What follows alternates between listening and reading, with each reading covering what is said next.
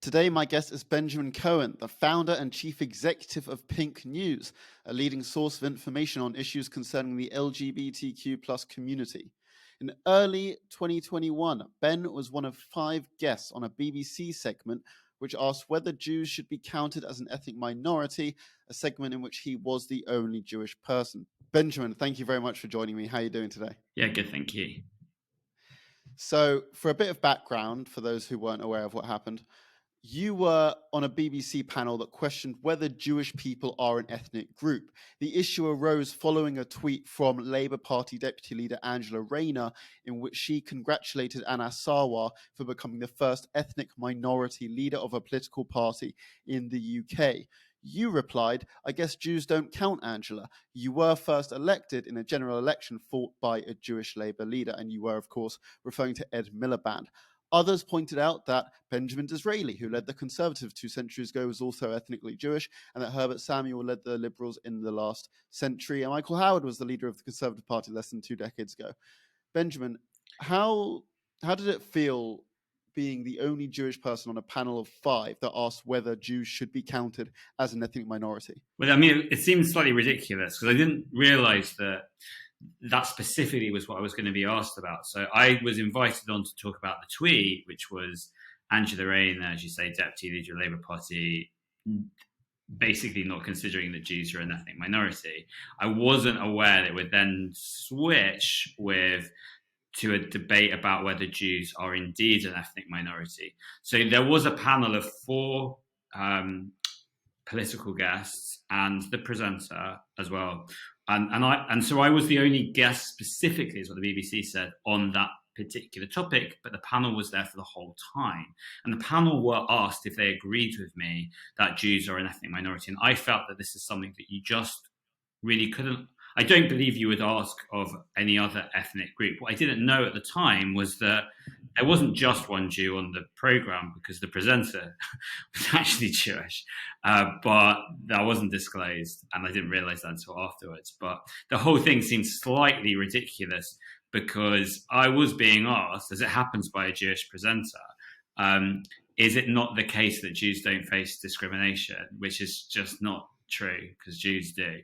And the kind of the debate and the way the BBC handled it is, if I may say so, very symptomatic of the BBC, not just in its approach to this type of question, but that we have all on a daily basis with the BBC on LGBT plus issues, where the BBC takes a quite contrary view on a lot of things. And actually, a lot of its policies don't make a huge deal of sense, neither its policies or its programming decisions. So while I think that it's representative of a problem in society, a British society, where Jews aren't really considered to be a minority group by some, it's only when it's convenient that Jews are considered a minority group. But this is also in some ways symptomatic of a BBC that, in my view, does not serve the communities that it seeks to represent. Right. Now, at one point during the interview, the presenter, Jo Coburn, asks you, she says, "Isn't there a wider point that actually perhaps the fact that Angela Rayner didn't immediately recognize previous Jewish political leaders in her tweet underlines the fact that many Jews have succeeded in reaching high political office and therefore don't need to be seen as a group needing recognition in the same way as others?" What did you think of this question, and were you surprised when it was asked? Yeah, I was completely surprised. And I was then surprised that I don't really know very much about Jo Coburn. I was then surprised afterwards to learn that Jo herself is Jewish. So I was surprised. I just felt that the question seemed a bit ridiculous and, in my view, quite tone deaf.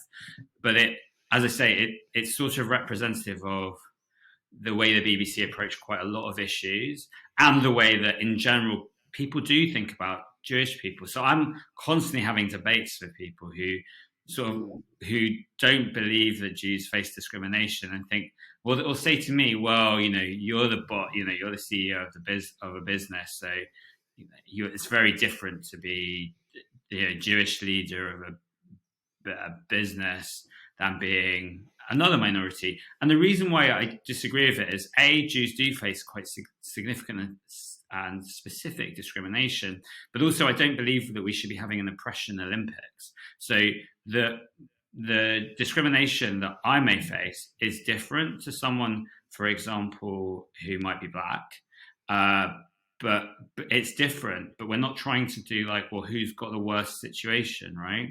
So if you're going to do like the worst situation, there's all sorts of things that people can throw up. So you can then say, well, lots of Jewish people have faced lots of discrimination. I mean, people seem to ignore the fact that the Holocaust is still in living memory.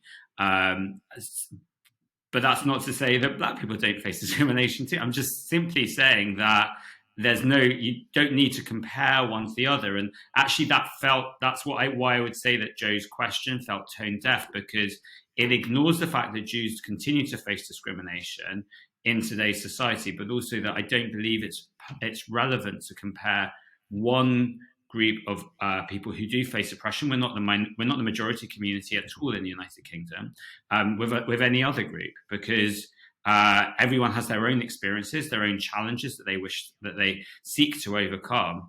But it's not incumbent on me as a Jew to sort of think, well, mine are less significant than other people. I can't experience, and I haven't experienced the discrimination that black people, for example, would experience. But if they're not black Jews, they probably haven't experienced what I experienced either. And I think that it's not relevant to make that comparison that in the way that the BBC did. And I'm nervous about the way that I'm doing it. I'm just simply saying that I don't believe that you should compare. Yes, I thought that was a very good point. And I would also add that the grounds on which Joe Cohen basically said that Jews didn't really need protection because so many of us have made it into high status jobs. I would actually argue that it's that very trope that's used against so many Jewish people, especially by people on all sides really, when they want to use the stereotype of the greedy Jew and Rothschilds and Soros and so many of these sort of quote unquote like wealthy Jewish people. It's this exact trope that gets used against us. I was quite shocked when she said that. Yeah, I mean, look, I have it. I get it all the time, and I've even had it from people who work for me, no longer, thankfully, as well as just people on social. So one of the problems for being me, who I am, is I am Jewish. I am the chief executive of the world's largest media business that targets and creates content around the LGBT plus community. Now, some people believe that, for example, the trans rights movement and the growth of the trans rights movement is in some ways empowered by and funded by Jews. So quite often you will see claims, they're not true as far as I know, that George Soros is funding the trans rights movement. And the problem that I find for myself is that in many ways I live up to some of the stereotypes that people wish to, or people believe in. I am a Jew and I am running an LGBT, like a large LGBT media business. And I do believe that the trans people deserve equality and are entitled to fair treatment in society. And I therefore am what people define as a TRA, a trans rights activist, and I am.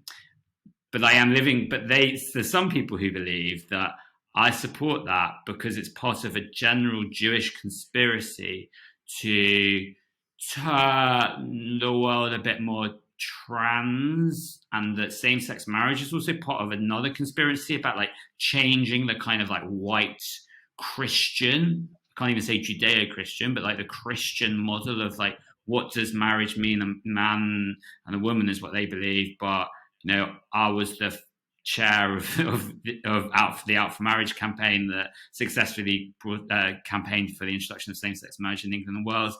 Was I doing that to destroy the Christian view of marriage? No, I wasn't. But I often do cite the fact that lots of Jewish synagogues and groups wish to introduce same-sex marriage just because the Orthodox community don't want to. The Liberal Reform and Masorti all did. And I am a confusing figure in that sense, and that's one of the things that I've had to deal with, is that I seem to live up to the stereotypes, and I'm not necessarily answering this in the or explaining this in the best way, but it's very confusing and it's quite hard to try and unpack what these people think. But they genuinely do believe that there's some sort of Jewish conspiracy, and I seem to like live up to that. Also, I'm making money out of this whole thing because I run a business that turns over millions of pounds in this space. So it's all just very confusing because I sort of, if you were a complete conspiracy nut and you go to bed with your tinfoil hat on, then I probably do live up to all the things that you probably do believe in. I think you pretty much nailed it. And that's the thing. Like, you could be living your life in literally any way, doing whatever. Someone will find something about you that lives up to some stereotype. I guarantee it.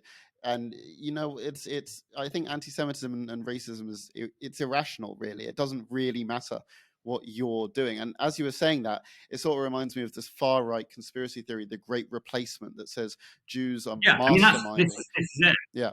This is it. It's the Great Replacement theory. Is what some people. The thing that's slightly confusing is it is a far right thing, but it's also something fundamentally that the far left also believe in. But then we know that the far right and the far left meet ultimately in the middle, which is that they hate Jews and a number of other people, but they generally hate Jews. And as I'm finding right now, it turns out that the far left, to an extent, also really quite hate trans people as well, as we're finding out, because those people who consider themselves very left-wing are also among the people who are the most transphobic that we see, like on social media, and they also are anti-Semitic. So just to throw into the mix. But you're right, that the Great Replacement theory is what they believe that this is part of. And the challenging thing in this whole ecosystem is it so happens, so I'm in this world of the LGBT Jewish, as it happens, quite a few of the significant players in the US, as well as the UK and in other countries, happen to be Jewish as well, as being LGBT plus activists and advocates, which does confuse, or rather feeds into their side kind of conspiracy theory insanity. But it's just a fact, right? And it happens to be the fact that there seems to be quite a few prominent LGBT Jewish people, and they've also tended to be people who are then advocating for change. Right, and you mentioned that there's this horseshoe theory where the far left and the far right, they meet in the middle over their hatred of Jews and indeed other people. It sounds like trans people are one of the most recent targets of this. I think it's something that a lot of people sort of unfortunately expect from people on the far right, but I think a lot of people are quite shocked when they hear that a lot of this bigotry comes from the far left. Was that quite a surprise for you, and when you found that out? I'm not sure if it's a surprise, but the honest thing is that I don't know whether this right-left thing really makes sense, because the people a lot of people who send me abuse claim to be left-wing, but the things they're advocating ultimately many might consider to be quite right-wing. They're certainly very conservative, and with a small c conservative. They don't actually like change, but that is one of the bizarre hallmarks of the kind of right-left debate, is that those on the extremes of either side don't actually want that much to change. They want things to be fundamentally the same. And you have this like weird world that the far left, the people who are opposed, for example, to full equality for LGBT plus people, some of them are on the far left, and they're advocating it. They're saying they give, in my view, slightly bogus arguments around like women's rights by pitting trans rights against women's rights. There isn't a battle. They are, because the trans women exist, as do trans men. But some of the views that they advocate are actually super socially conservative views, because as I'm finding, that those who are advocating against trans rights tend then to also be saying, well, there shouldn't be inclusive LGBT plus education in schools. And then you go through their social media and you see, well, they've actually, the views that they hold on Israel go beyond merely being intelligent criticisms of the state of Israel, of which I have my own criticisms of the state of Israel. They're not about that. They're almost, they're in that mix with being, well, are they anti-Zionist? Are they anti-Semitic? And I probably say anti-Semitic. They happen to hold all those different views, and then they say, oh, and by the way, George Soros is funding all this stuff. So then it's like, well, okay, so what are you advocating? You're critical of George Soros, what, because he's rich, a billionaire? Are you critical of him, but for what? That he does, as it happens, support LGBT plus rights, but he's also Jewish, and there's the reason that you're criticizing him and you're flagging him actually because he's Jewish. And it's the same argument that those on the far left who are not at all interested in LGBT stuff and aren't commentating on it, they're also advocating, or they're also critical of George Soros. And why are they picking him? Probably because he's Jewish. So it's just very confusing. All these groups, and some of them I definitely feel would consider themselves to be not anti-Semitic in any way. They definitely don't think that they are, but they're in that same ragtag bunch of conspiracy theorists and who fundamentally share pretty much the same worldview. It might be dressed up in a slightly different way, and there's obvious nuances in that, but they're in that same cohort of people who generally want to find a reason to not like people like me. And what's the core is that I'm different and I'm Jewish, I guess. I'm merely saying, I'm giving my observation from the thousands of people on a monthly basis who send me abuse on social media, and when I bothered to look at other things that they're posting, you can see that majority of them are in this world of conspiracy theories, and their views on, for example, trans people and on Jews and stuff are all kind of melded in together. That's not to say by any stretch all people who are transphobic or anti-Semitic. What I do think though, because it's definitely not the case, because as I said, there's Jewish people who I do believe veer on transphobia. But what is the case is that I do believe people who are genuinely anti-Semitic tend to be also homophobic, also racist, also probably misogynistic, also transphobic. Because generally, if you are someone who hates, who is in a group of people who hate people for their ethnic identity and who their great grandparent was, then you're probably not a very nice person, and you tend to probably hate other people whose existence is something that they can't control. They're just who they are, and they're just trying to live their lives as nature, or however one wants to define it, intended. That's the problem that exists in this weird world of all these different kind of hatreds intermingling with one another. Why is there any? Have you found any rhyme or reason as to how these hatreds intermingle, or is it just sort of completely out of the blue to you? Because anti-Semitism and transphobia, to me, to a layman, that shocks me. I would not have sort of paired those two together in my head. Well, what I found is that the thing that kind of made it super clear to me was a few years ago, I posted a picture on Twitter with my nieces, and it was me reading a children's book that I bought them called King and King, which was about a prince who's not been able to find the right girl, and his parents, the king and queen, had introduced him to all these different princesses, and then eventually he falls in love with the brother of a princess that gets introduced to him, and they become prince and prince, and then ultimately king and king.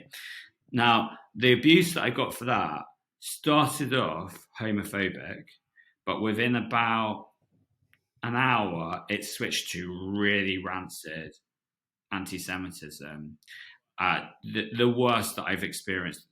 This was a time when people were getting my picture and making versions of me in concentration camp and things like that, and essentially calling for me to be killed. And then I had to get the police involved. And the thing is, there was a little bit of transphobia in that, but to be honest, it wasn't much. It was mostly, it started homophobic, but then went to anti-Semitic. But you kind of just seeing that kind of like vibe, because it kind of, it became very much the, just like people would say, well, it would be true that like X has this viewpoint and wants to make loads of money because they're Jewish. It was, well, of course he would want to teach children, like teach a 3-year-old about same-sex relationships because he's a Jew, and of course that's what Jews would do. Is essentially was the argument that they were making. Of course, my nieces know that what these people don't consider. Well, my nieces obviously are aware of same-sex relationships, as their uncle, they have 2 uncles who are in a relationship together. As it happens, those nieces of mine have a lesbian grandma as well, because my brother-in-law's mum's a lesbian, has a partner, so there's 2 grandmas on that side, and has a trans cousin and lots of other like LGBT people in their family. So they were aware of it, and they were flower girls at mine and my husband's wedding. So they're definitely aware that 2 boys can get married, right? But these people don't know, and they would say, well, they would think that they're being taught this stuff because he's a Jew and he's gay and he's a Jew, so he's trying to teach them this sort of weird from their perspective way of thinking. But that was the one way, like, it was so crystal clear, obvious to me, just that there is this like there is just like this meeting of the hatreds, and that they are fundamentally the same people that hate everyone, I saw that. I didn't find it surprising though. The reason I didn't find it surprising is I just do believe that logically, those who hate people for things that they can't help will hate everyone who is different to them, and that's the thing that unites these people. They hate difference. They really hate difference. And what definitely makes it complicated and confusing is, of course, among like Jews and among like, I don't know, very religious rabbis and things, there's a lot of homophobia and transphobia. So I definitely would never say that Jews aren't all of those things. I'm just simply saying that those who are anti-Semitic tend to have those sorts of viewpoints as well. I just can't. I'm also like, who are we going to be? Who am I going to? I'm not going to. The other thing is that if I meet someone who has introduced themselves as anti-Semitic, I'm not even going to ask them what their views about gay people and trans people are, because I don't want to talk to them if they're anti-Semitic. Yeah. And that's the problem. They're not welcome in our sort of version of civilized society, I guess, because they're on the fringes and they're on the margins of society. Yeah, I mean, it. To be honest, it sounds like you've been through quite a lot of horrible experiences online. What advice would you give to young people who are also experiencing anti-Semitism or homophobia, or both? The best advice that I have is on Twitter. I have, there's a thing where you can set quality filter. If you have the quality filter on, you mostly don't see the people who are sending hatred. The Twitter filter is actually quite good, and it's been improved so much since I experienced that with my nieces.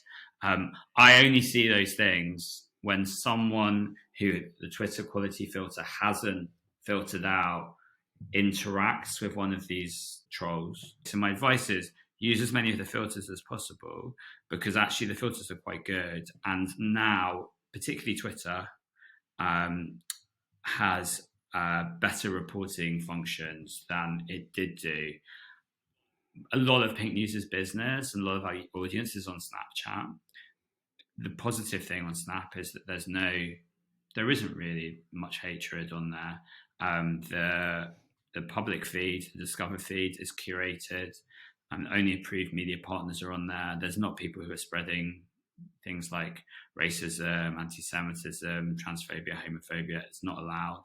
And for those publications that might be doing, I would say, questionable content on their website or in their print edition, they don't put it on Snapchat because it's just not right for the audience, and it has really clear content guidelines. So there are platforms that exist where you can have a very nice experience. Unfortunately, on other ones, whether that's Insta, Facebook, etc., I think they were quite negative experiences. And my observation always is that although they're all saying they're trying, the fact that you go on Mark Zuckerberg's Facebook profile and read the anti-Semitic nonsense that is posted in his comments, and the fact that Facebook can't even stop that happening on the profile of the founder and chief executive of the company, demonstrates how big an issue it is on their platform and how little they've got control of it, unfortunately.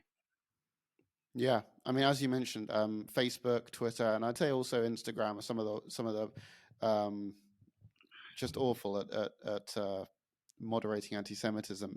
I'm actually kind of surprised that you said Snapchat's so good with it, because to me, I don't really use social media in my personal life, but in my head, Snapchat is sort of the same audience as TikTok, and TikTok is horrendous with anti-Semitism. It has a lot of Holocaust denial on there, and I'm wondering if, I don't know how much you know about these things, but I'm very curious. Why do you think two different platforms seemingly marketed at the same demographic, one seems to be good, one not?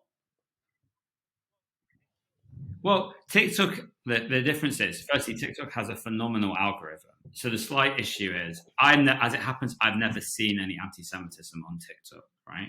I see it on Twitter, I see it on Facebook, I see it on Instagram, but I've never seen it on TikTok, because TikTok knows, I guess, I'm not interested in looking at anti-Semitism, and so I'm seeing completely different things to others may see.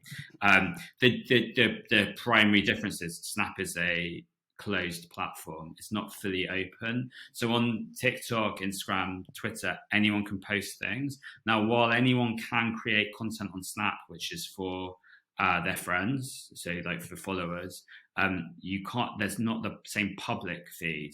There is a feed on there called Spotlight where individual creators can also make content, but that's pre-moderated.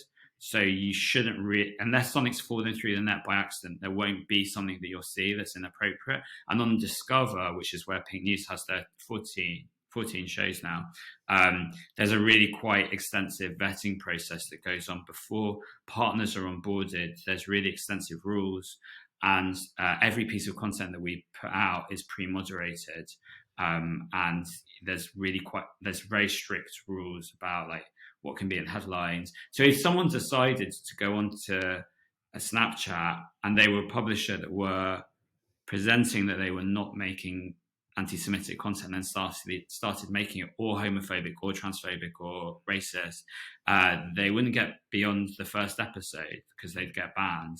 And they would be, I don't even think the first episode would get seen by anyone because it would be flagged by the moderators. So that's the difference. It is different though, because Twitter and the like are about a big fire hose of content where anyone can create things, but that's not the way that Snap has created, and that's because they're also very aware of the fact that their audience is very young, so they need to create a safe space. But that is the fundamental differences, and it's one of the reasons why Pink News, it has more people consume Pink News content on Snap than every other platform combined.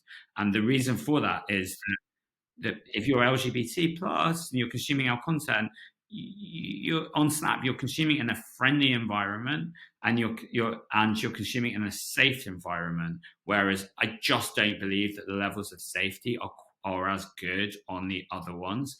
But I would stand by the fact that Twitter has improved a lot, is improving. It is still not perfect, but it's improving. We have a good partnership with them as well.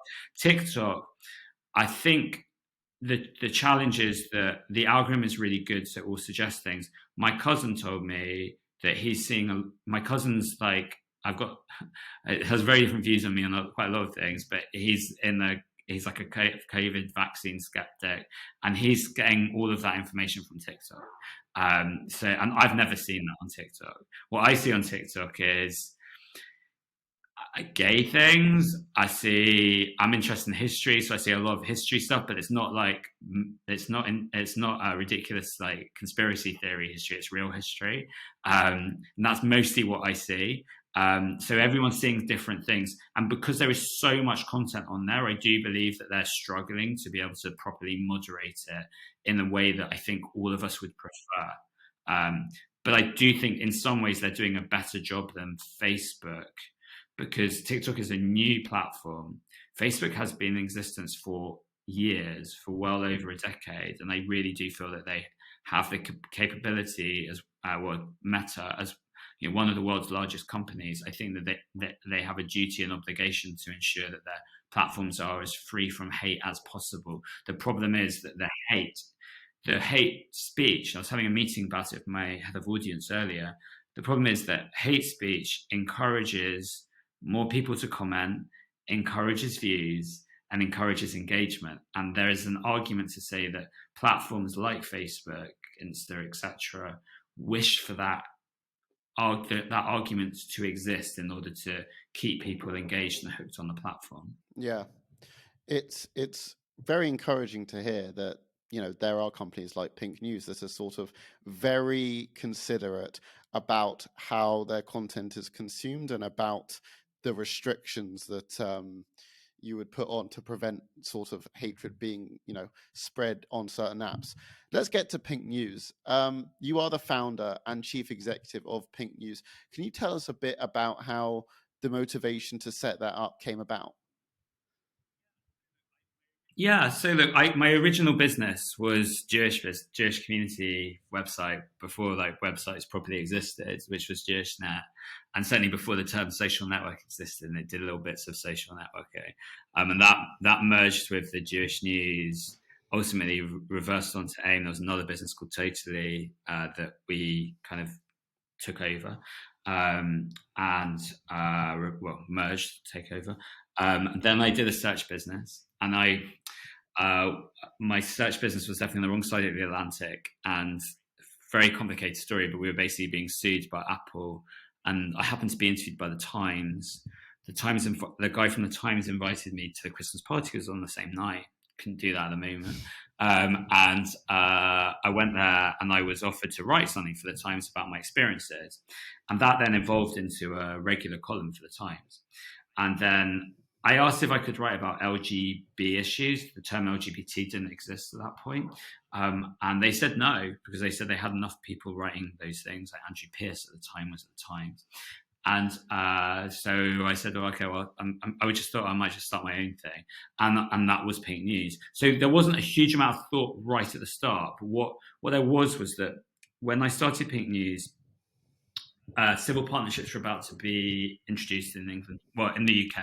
So the first legal recognition of same-sex relationships. And I didn't feel that the media, the gay media, as it was really known then, really reflected the society that we were moving into. It was still very seedy, lots of adult content funded by porn and rent boy ads and things like that. Not a place where you'd be seeing interviews with leader of the Conservative Party or Prime Minister or whatever, things like that.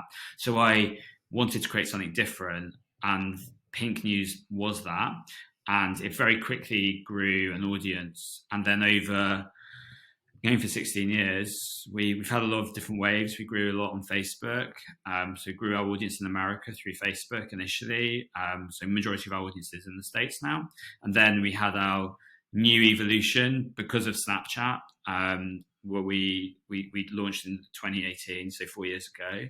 And we, now there's more than, I think it's now about 60 million people consume our content each month. A lot of it's video content, and growing the team quite significantly. So, and revenue and everything else. So we're by far the largest in terms of audience, probably the largest in terms of revenue now, LGBT plus media business in the way that we operate. Growing significantly. So that's the kind of genesis story. It's been a bumpy ride, but always fun, and it's very different from when I was working and trying to create something for the Jewish market originally. This is so different, and the reason it's so different is the LGBT plus market is much bigger. A lot of also our audience are allies. And the key thing that we recognized that I think other businesses in our space didn't is that for the younger generation, there's really high proportion of the population would define themselves as LGBT plus, or at least open. And for them, LGBT plus rights are the human rights issues of their generation. And that's one of the reasons that we focus a lot on Snap, because that's where young people come to consume content. And we wanted to create something for that generation. And that's how we evolved the product. I mean, it sounds like you're very conscientious of the younger generation. What would you say is sort of the ethos of Pink News? Oh, I can tell you the ethos is defined by our mission statement. So our mission is to inform, inspire change, and empower people to be themselves. And we don't use terms like LGBT plus at all in our mission statement, because we're not just about LGBT plus people, we're about straight people too. Everyone is welcome. But we want is people to be able to live who they are. And we want to create content that informs them and empowers them to be themselves, and it also inspires change. Change is really important. It was on Pink News that Nick Clegg as the Liberal Democrat leader and David Cameron as Conservative leader before the 2010 election first backed same-sex marriage, where Gordon Brown as the Labour leader and Prime Minister said he did not agree with introducing it. We were able to, through Pink News, and then later getting Ed Miliband to back it when he got elected leader, or was running to be leader. We were able to kind of get the parties to coalesce. That's how I was able to launch the Out for Marriage campaign, bring people together. So change is really important. We want to achieve change, and about so many different things. And we're really interested in sort of international. Obviously, our international expansion is really important, which is primarily in the US, but also interested in, achieving change in the way that LGBT plus people are sort of treated all around the world. There's still so many countries where it's illegal to be gay, many where gay people still face the death penalty. But we want to improve, the lives of everyone. But when we're thinking about having to be careful, unfortunately, our content is also blocked in a lot of the countries which oppress LGBT plus people. Our content is blocked unless people are going through, VPNs and pretending they're not there and things like that. So it's hard, but our mission is there to help make sure that people are informed. Yeah, I mean, how do you feel? How do you feel these big mainstream news outlets report on Jewish matters? I mean, two-thirds of the Jewish community, when polled, said they were unhappy with the BBC's coverage of Jewish matters. Does that surprise you at all? No, because it's the BBC. Look, I'm not a big fan of the BBC, so I think the BBC has a lot to answer for on a lot of different issues. So that so many people, I think if you did a poll of LGBT plus people, you'd find a similar percentage of people say that they don't believe that BBC reports fairly, maybe even higher. Wow. The problem is the BBC has this view of impartiality, which means that it goes out of its way to represent contrary views in a way that I don't believe should be platformed. Or if you take the attitude that if you're going very strongly on the fact that you're impartial, and then as a Jew or as an LGBT plus person or as another minority group, I'm hearing that they're supposedly impartial, and then I see something which clearly isn't, you kind of make a rod for your own back. Because you're saying, I am the most impartial news organization out there. I will report everything fairly. But we can all find examples where the BBC doesn't report it fairly. And that they're making that it so much worse for themselves, because they are stating to be impartial. But then impartiality works in a really bizarre way for the BBC. So when Sir Elton John and David Furnish announced they had their first child through surrogacy, the BBC only interviewed one person on their piece on the 6 o'clock news. And the person they interviewed also supported the death penalty for gay people. Why would you interview that person?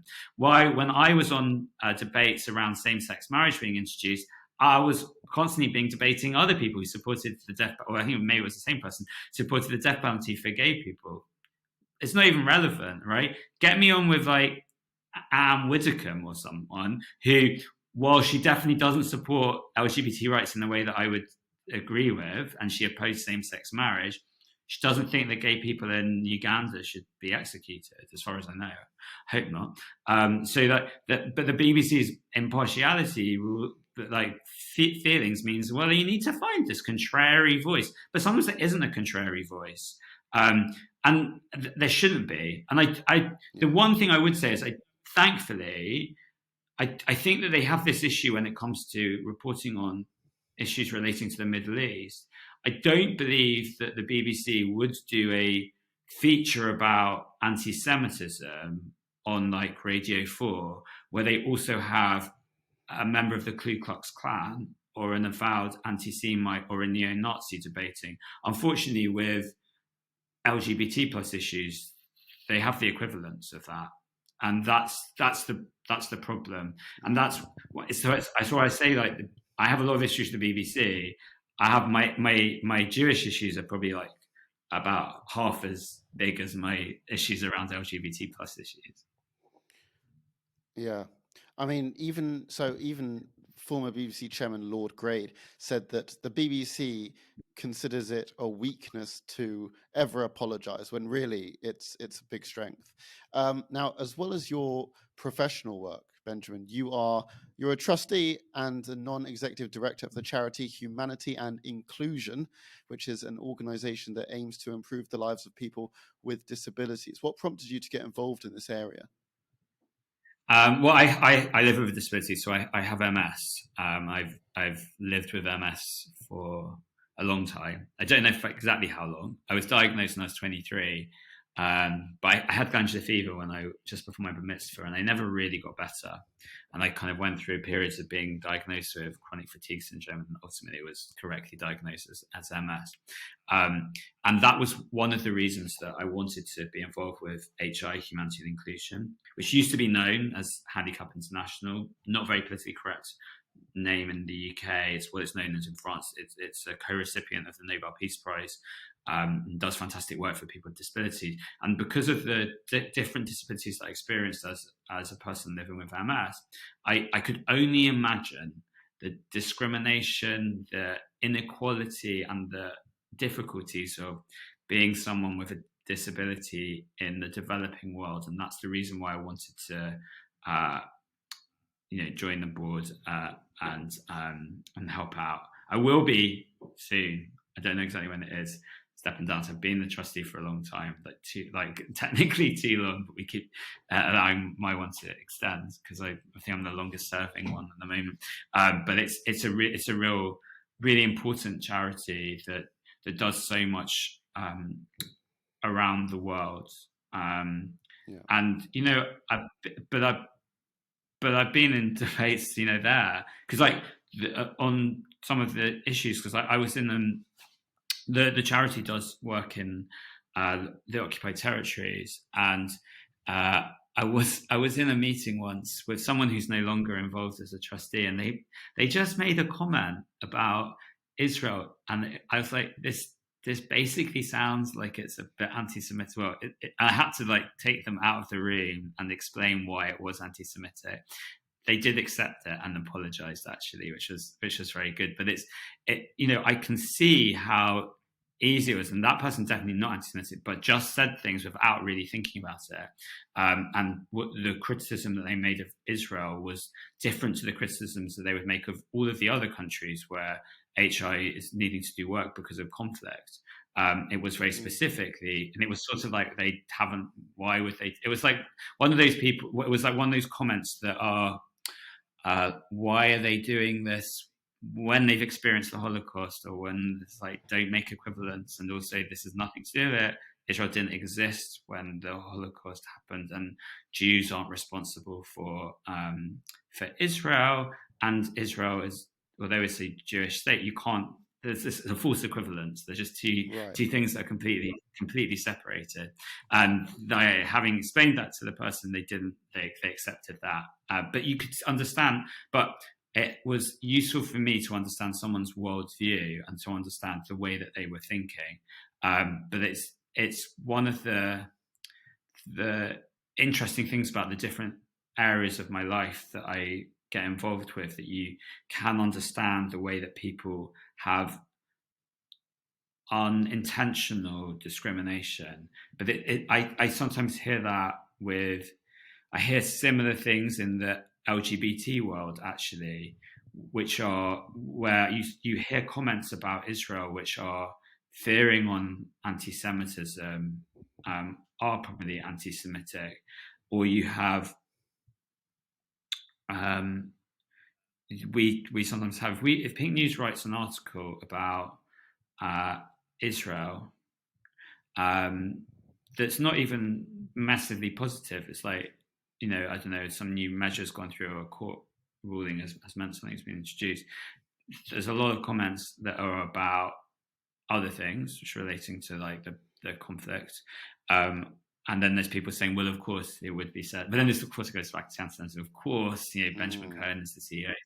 He's trying to, no, it's just like we're just reporting the news. Yeah. And then you equally get the other side. So then there's other people who are, if we write a different story, this also shows you how you shouldn't read comments, but we then do another story and it's about, I don't know, something that's to do with people criticizing Israel for something, or protests about something actually to do with an LGBT issue. But then there's people saying, there's people who are then on the Jewish, or like the Israel front, I would say, then saying, I can't believe that they're criticizing. Pink News is so anti-Semitic. And then I kind of want to reply and think, like, say, yeah, but Pink News CEO and founder and larger shelter is a Jew. It's just we report on the news. There was a protest. We're going to report on it. We don't. We try and be as impartial as possible.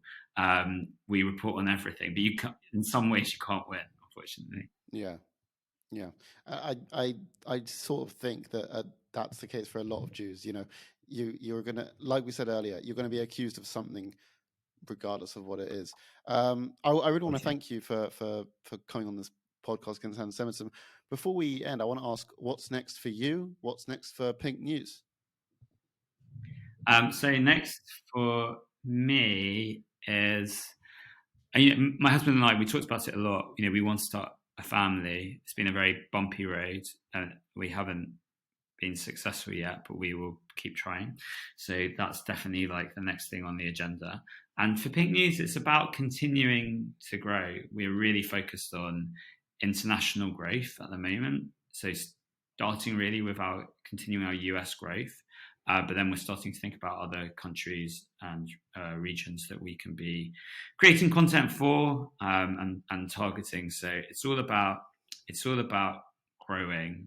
And maybe one day, audio is something we're thinking about. So I don't know, maybe we'll be doing audio. We do so much video. We're thinking about other ways of reaching and engaging with people. One of the ways that we measure our success, and I can't remember the numbers off the top of my head, is how many millions, billions of hours people spend consuming Pink News content a year or a month or a week, whatever. And we just want to have more minutes that people are spending time consuming our content, because we do think that we make good things. We believe that we're making things that help change society. We just want to keep on doing more of that better. Benjamin Cohen, in your personal life and your professional life, I wish you the best of luck. Thank you very much for coming on Podcast Against Antisemitism. Thank you.